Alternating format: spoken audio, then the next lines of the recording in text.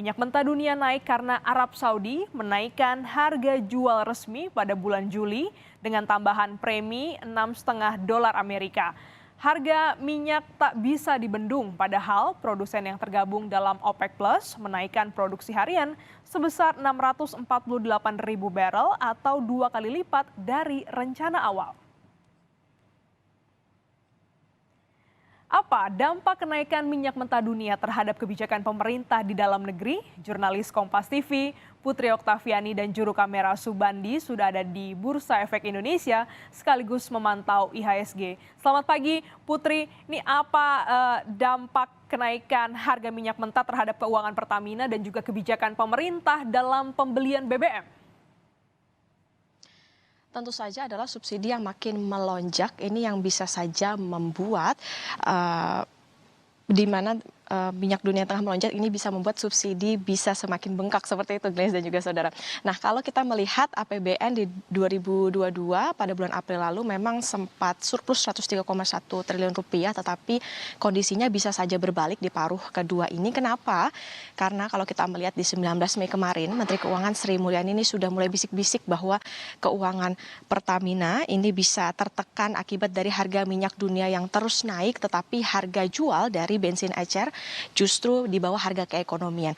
Kita lihat di harga minyak dunia saja atau minyak Brent ini naik sekitar 1% atau sudah menyentuh di $120,57 Amerika per barrel. Kemudian West Texas Intermediate sudah berada di $119,41 Amerika per barrel.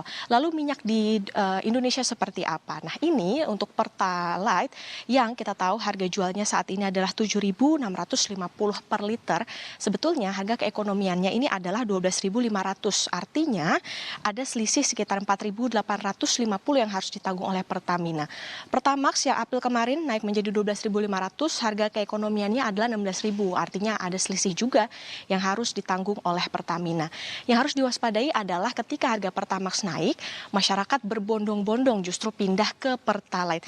Nah, Pertamina Patraniaga juga mencatat bahwa ada migrasi Pertamax ke Pertalite ini mencapai 25%. Sementara BPH Migas juga berdasarkan data ini konsumsi Pertalite naik rata-rata 36,1%. Dampaknya cash flow ini bisa tersendat, cash flow Pertamina, karena ada kompensasi yang terlambat dibayarkan ataupun bahkan tidak dibayarkan secara utuh. Banggar DPR, Badan Anggaran DPR disebut-sebut sudah menyetujui anggaran 520 triliun rupiah tambahan anggaran ini yang diajukan oleh Menteri Keuangan Sri Mulyani.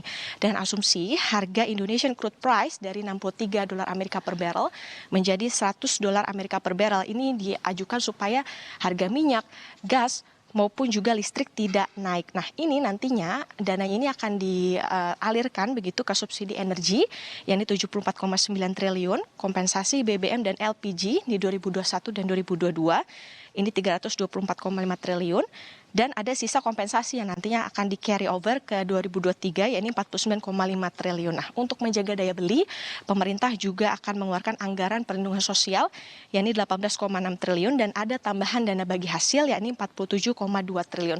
Tentu saja pemerintah harus bergerak cepat. Kenapa? Karena kalau kita melihat harga minyak dunia ketika pandemi $40 Amerika per barrel, kemudian gerak lagi $70 Amerika per barrel, lalu sekarang bisa mencapai di atas $120 Amerika per barrel. Nah, kalau terus berlanjut, beban Pertamina tentu saja semakin berat. Bahkan Menteri Keuangan Sri Mulyani mengatakan jika tidak ada tambahan kompensasi, maka Pertamina bisa defisit 12,98 miliar rupiah. Yang dilakukan untuk menjaga daya beli tentu saja tadi menambah jaring perlindungan sosial, kemudian juga menertibkan subsidi, karena kalau di 2020 kemarin Indonesia sempat kecolongan sekitar 15 triliun rupiah akibat subsidi gas 3 kilo yang tidak tepat sasaran.